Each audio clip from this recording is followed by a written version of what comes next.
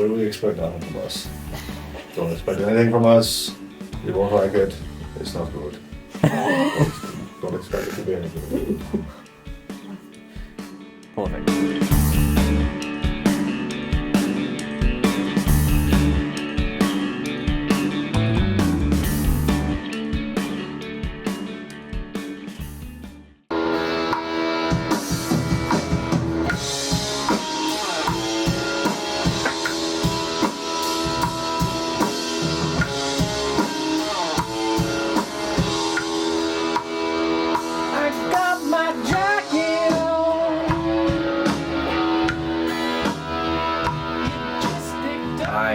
By like specifically making sure all of my parts were very precise and trying to make sure that, you know, my parts were different from other records and different songs that we've done before. So it's kind of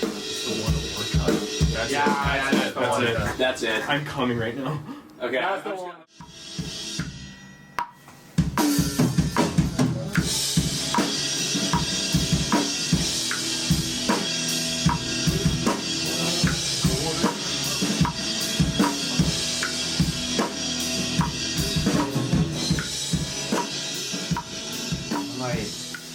The biggest reasons why I changed, or I've been changing the way I've been drumming, was listening to certain records, like a few Dawes records. They just have a very specific style and way of portraying that music, and I think that Griffin from Dawes, like, he's one of those drummers that like has this very specific style, and you can tell even when he's on other people's tracks.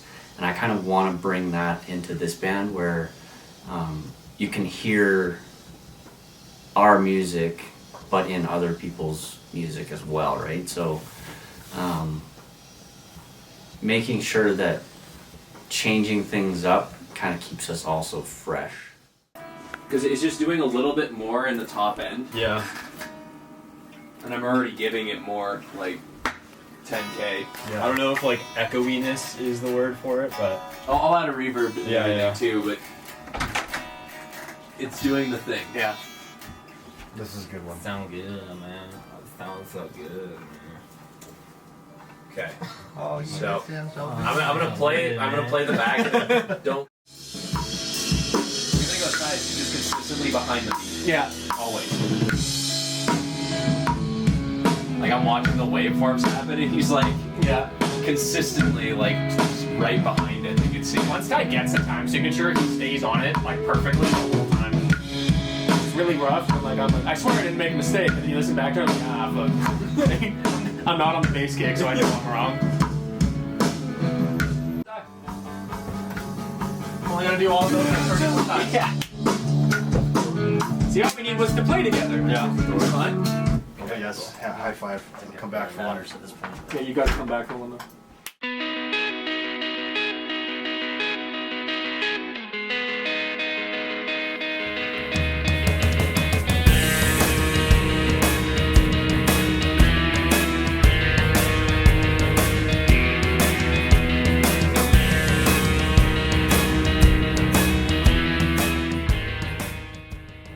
There's like a few little differences on the album that you'll hear from if you've heard the songs from before us playing live. But yeah, I think it's mostly the same, I would say, besides a few little sprinkles on the top. I'm just gonna play everything back, and you let me know if you need anything louder, quieter, hotter, sexier. Okay. I don't play bass. I'm gonna take a shirt off. Yeah, that checks out. He's gonna take a shirt off. That checks out. Whoa! Yo, who invited the fucking unit? Fuck you, shit stain!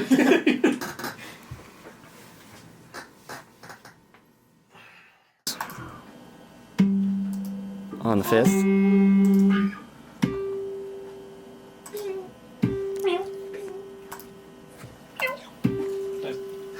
With the 5th above it.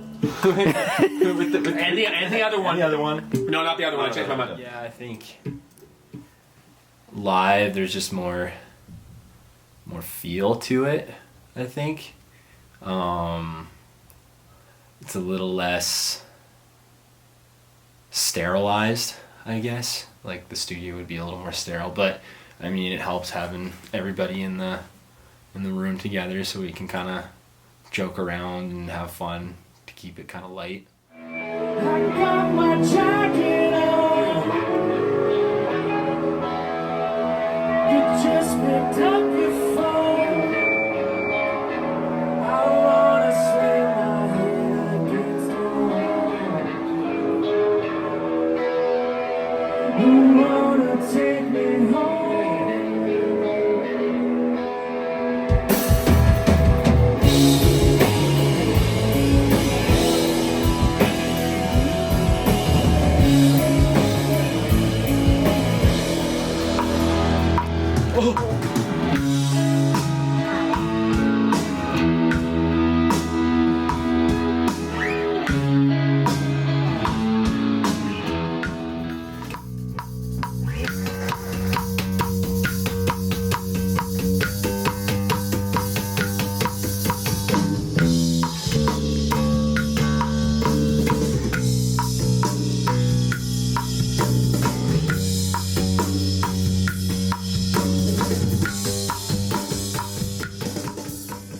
My name is Emery, and I own Crooks Hollow Studios here in Calgary, and I'm the lead engineer on the West's latest EP. So I went to high school with Grayson, and we got to know each other because he sat behind me on the bus and heard me talking about cool music. It was like, yeah, I'm gonna be friends with this guy. And then I got to know Andrew and Ty by hanging out with Grayson and stuff because they were at home all the time. They all lived together at some point, and then I got to know Chris through the rest of the band, and we all went to the same high school at one point in time, but just different years and things like that. So, well, I think the coolest thing for me is just getting to see the development of you guys as a band from when we first worked together on the first EP, and the fact that I do have a full-fledged studio that I've been working in full-time now in the last year. It's really cool to get to share all of the things that I've been developing on as a producer-engineer with your guys' music, and I think knowing you guys for as long as I have as personal friends, coming into a process like this, I think is amazing because we can really push each other in the sense that it's like, I definitely feel like I'm in a position where I can push certain ideas or try things and you guys are open to that, or like I'm doing things and you're like, hey, this isn't doing the thing that I'm hearing. So we get that like secondary level of communication that you don't necessarily get with a lot of other artists, just because we're so comfortable with each other. And of course the songs are great, like your guys' material and developing from where you were 2 years ago to where you are now. I've seen so much progress exponentially for everybody at their respective instruments.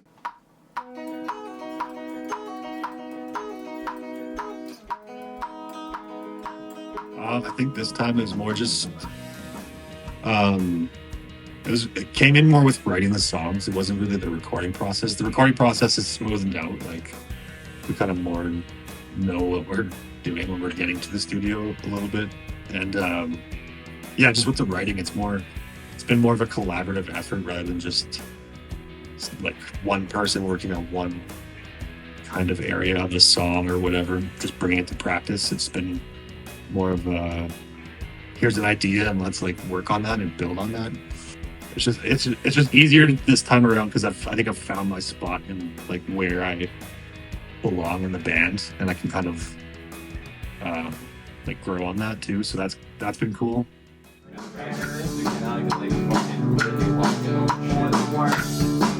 take it to the Killers. I think it's definitely 10 years. I think 10 years was probably the one that was the most fun for me. We finished the lyrics of 10 years all together in the recording studio. Just like a couple of the choruses and like what we were gonna do in the chorus. In the beginning, that one was kind of in the bottom of like the ones we were gonna write because we didn't really know what we were gonna do with it going into it. And by the end, it became a song that was kind of in the top of my favorites for sure. Anyway, especially because we all had a hand in writing pieces of the song. Yeah, just it ended up being more emotional and more just touched a spot that was kind of cool. I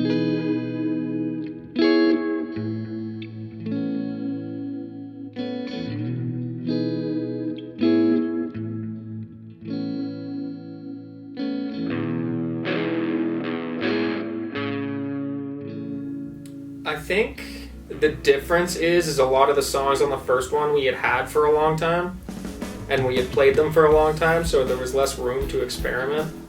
Where this time the stuff is fairly new and fresh, so it's still like open for change, and I think in everyone's mind.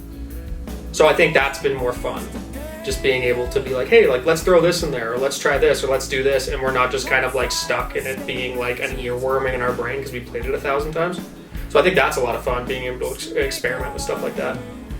And then similarities, I think just probably just working with Murray and like being in the same, obviously the studio's different now, but working with the same people and a lot of like kind of the same environment. I think that goes into us being comfortable in the space, and it just makes it a lot easier to just like start working. We're coming in, we're not learning a new space or learning how it sounds or anything like that. We can just kind of just get to work and feel comfortable with Murray because we worked with him before. So I think that's a big similarity in things that keeps us, I don't know, kind of grounded and a little bit more relaxed as we were in the past.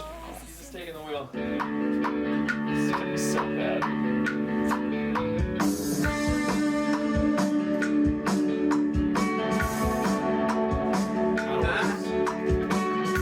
missed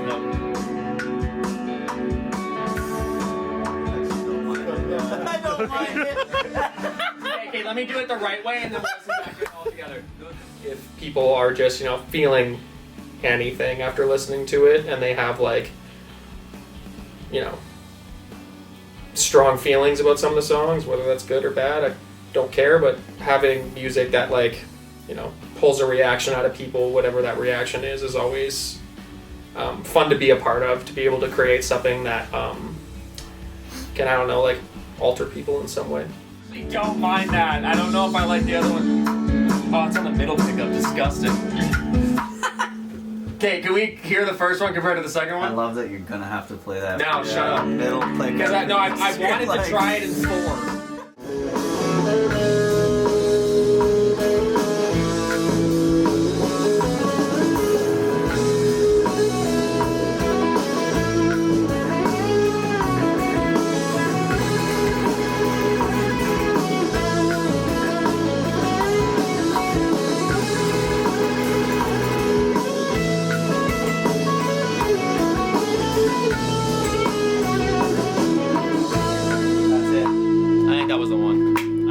I'm gonna get tonight. No, I don't know. I feel like the biggest influences I think are always just like, it sounds lame, but just like making stuff together is always fun. And I think we all have a lot of bands that we like. But I think for me personally, like it's always Kings of Leon, especially their new album coming out. Just writing stuff that's a little bit more, I don't know, like we like to say like vibey. We've done a lot of like rock stuff in the past, so it's nice to just do stuff a little bit more laid back and just have fun with it and kind of like sit in the pocket a little bit more. So I think from like the writing standpoint, it's just been a lot easier and a lot like more of a chill experience to just write like, I don't know, vibey chiller stuff all together rather than, you know, like me writing them by myself or anything like that. I feel like it's been a lot more of a group effort, which has been a lot of fun. And I think now that we're recording it, I think it's all sounding the way that we want it to sound, so it's just been kind of fun. It's been super relaxed, where I think last time we were recording, it was a little bit more like, we need to get this done, it needs to sound this way. It was a little bit more like matter of fact, where now it's just like, yeah, that sounds cool, let's give it a shot. And then everything's just been working, so it's just kind of been fun.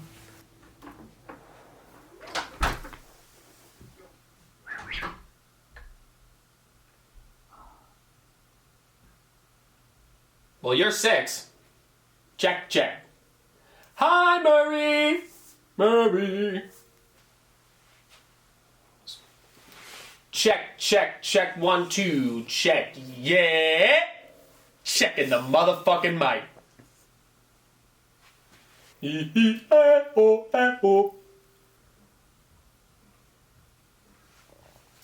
Hidden in the valley, he's searching for gold, not a penny in his pocket. His bones sure got old and he's aching.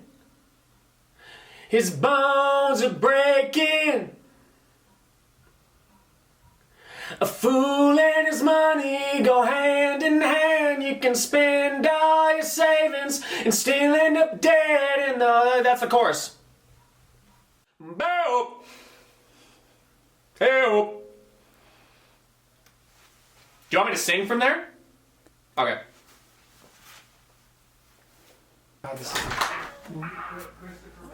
Yeah? You know fucking Bob Seger, like Night Moves? You're laughing, but that's like kind of what it is. That kind of thing. I mean, like, you know. Yeah, fucking, you know. Yeah, this song's about having sex with Bob Seger. That's exactly what. Wow. No, it's like the same kind of thing, you know, like young love. It's like everything's so like hot and steamy out the gate, but then like you grow up and things change, and it's like you look. I feel like you can also look back on it like fondly, and it's always like the first one always hurts the most, kind of deal. But then you can overthink it at the same time and be like, oh, if I just would have changed this, this, and this, then maybe it would have worked out. But you were also like 14, so like, what the fuck do you know about anything at that point? Yeah. I feel like if you made me pick one, I'd probably say Fool's Gold, just because we were all in Invermere and we all had like a part in making it, and it came together so fast. So I think that was like the most fun to write all together. Because we had gone there with a purpose of like, hey, we're gonna like get away for a bit and try to write some music. And I think we were all super proud of it when we finished it, and I think we're all still proud of it now. And the like hearing it transition into like being put onto a record, I think is just cool how fast that song kind of all came together. And you know, the times we played it live, people seem to like it, so I'm excited to hear how it sounds when it's completely done. But that would be the one, I think, just because everybody has their hands on it.